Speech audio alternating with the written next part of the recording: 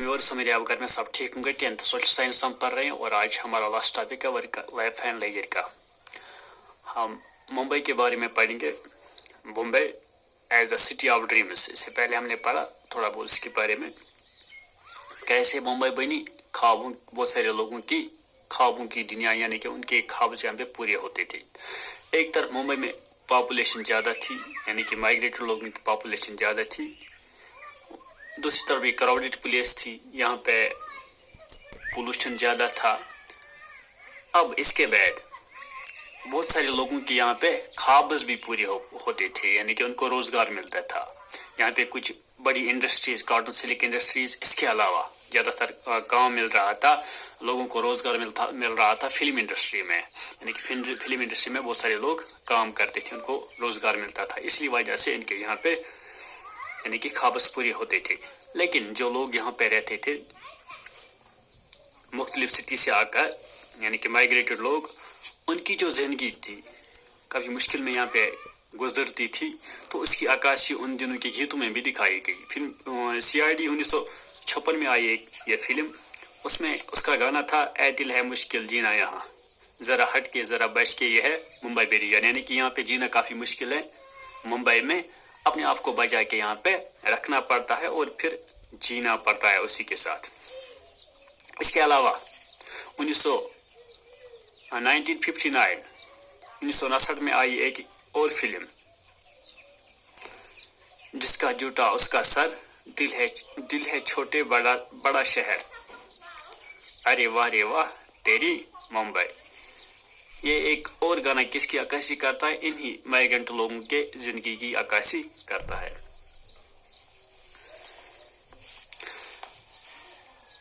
अब कैसे वजूद में आई हिंदुस्तान की फिल्म इंडस्ट्री? हिंदुस्तान की फिल्म इंडस्ट्री कैसे वजूद में आई, उस पर देखते हैं। हरिश्चंद्र साकाराम बटवादीकर, एक छोटा सा सीन था रेसलिंग मैच का, बम्बई के हैंगिंग गार्डन्स का, यानी कि बम्बई के हैंगिंग गार्डन्स का एक छोटा सा सीन था। यही बनी हिंदुस्तान की पहली मूवी 1896 में। इसका नाम था हरिश्चंद्र साकाराम बटवादीकर, इस सीन का। इसके बाद दादा साहेब पाल्के जो थे, उन्होंने एक फिल्म बनाई राजा हरिश्चंद्र 1913 में। राजा हरिश्चंद्र उन्होंने एक फिल्म बनाई 1913 में। After that there was no. इसके बाद इस इंडस्ट्री ने पीछे मुड़कर नहीं देखा, खाली तरक्की करती गई, आगे बढ़ती गई और ऑडियंस के दिलों में जगह बनाती गई। काफ़ी ज़्यादा इन्वेस्टमेंट हो रही थी इन फिल्मों पे। मिसाल 1947 की हम बात करते, 50 इंडियन फिल्म्स पे खर्चा आया था 756 मिलियन, और 1987 में यहाँ पे काम कर रहे थे 5,20,000 लोग खाली फिल्म इंडस्ट्री में। यानी कि इसीलिए बहुत सारे लोगों के लिए ख्वाब की दुनिया थी, इनको यहाँ पे रोजगार मिलता था। ये लोग कहाँ से थे? क्योंकि इंडिया पाकिस्तान एक ही कंट्री था और बांग्लादेश भी इसके साथ था। लाहौर, कलकत्ता, मद्रास कंट्रीब्यूटेड। इसके अलावा यानी कि ये लोग आते थे लाहौर, कलकत्ता, मद्रास और दूसरी बड़े बड़े सिटीज से। कुछ अफसाना नवीस जो थे, इस्मत चुगताई, सादत हसैन मंटू, उन्होंने भी हिंदी सिनेमा के साथ काम किया। अब cities and challenge to the environment, यानी कि इन सिटीज में क्या चैलेंजेस थे एनवायरनमेंट के लिए।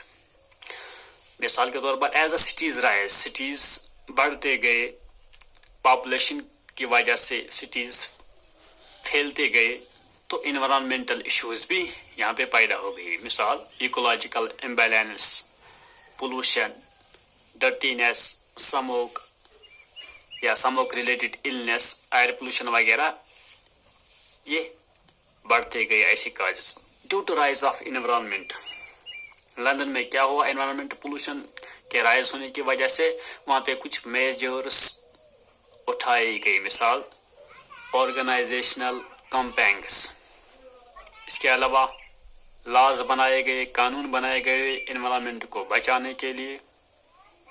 اب ہم انڈیا میں دیکھتے ہیں انڈیا میں کیا ہوا. Concentration of smoke in air increases in Kolkata ایک شہر ہندوستان کا, اس میں کیا ہوا, ایئر میں یعنی کہ سموک کی کنسنٹریشن جو ہے اس کی تعداد, سموک کی تعداد زیادہ ہو گئی, کیونکہ کولکتہ ایک سویمپی لینڈ ہے. یہاں پہ سردی کے موسم میں کافی زیادہ فاگ ہوتا تھا, وہ فاگ سموک کے ساتھ مل کر کالا دھواں بناتا تھا, جس کو کہتے ہیں بلیک سموک, اور یہ بلیک سموک جنریٹ کرتا تھا یعنی کہ دلدل زمین ہونے کی وجہ سے, جس کو بولتے ہیں marshy land, resulting fog smoke. 1847 and 1853 جیسے آپ نے دیکھا سموک امبیٹمنٹ ایکٹ, لندن میں یہ قانون بنے تھے سموک کے خلاف. تو ہندوستان میں بھی 1863 میں first Indian city to make law, Hindustan کی پہلی سٹی بنی کولکتہ جس نے قانون بنائے سموک کے خلاف. 1920 میں ٹولی گنج کی رائس ملز جو تھی, ٹولی گنج کی جو رائس ملز تھی انہوں نے برن کیا, انہوں نے جلایا رائس ہسک کو, جس کی وجہ سے کیا ہوا, جو ریزیڈنٹس یہاں پہ انوائرمنٹ کافی زیادہ خراب ہو گیا, ایئر پولوشن یہاں پہ زیادہ پھیل گیا. تو ریزیڈنٹس نے کمپلینٹ کی, جس کے بعد بنگال نیوسینس کمیشن یعنی کہ دونوں کے خلاف جو کمیشن تھا اس نے حرکت میں آ کر کنٹرول کیا اس انڈسٹریل سموک کو, لیکن ڈومیسٹک سموک کو کنٹرول نہیں کر پائے. Industrial smoke was control but domestic smoke ان کے بس کی بات نہیں تھی, لہذا اس کو کنٹرول نہیں کیا گیا. وہ کہ لاسٹ پہ ہم دیکھتے ہیں lakhs of the people deal with many problems, لاکھوں کی تعداد میں جو لوگ رہ رہے ہیں ان کے بہت ساری پرابلمس تھی سٹی لائف میں. تو دوسری طرف ہم دیکھتے ہیں ultimately improves their social and economic life, ان کی دوسری طرف اکانومک سٹیٹس بڑھتی گئی جس کی وجہ سے ڈیولپمنٹ ہوئی سٹیز میں.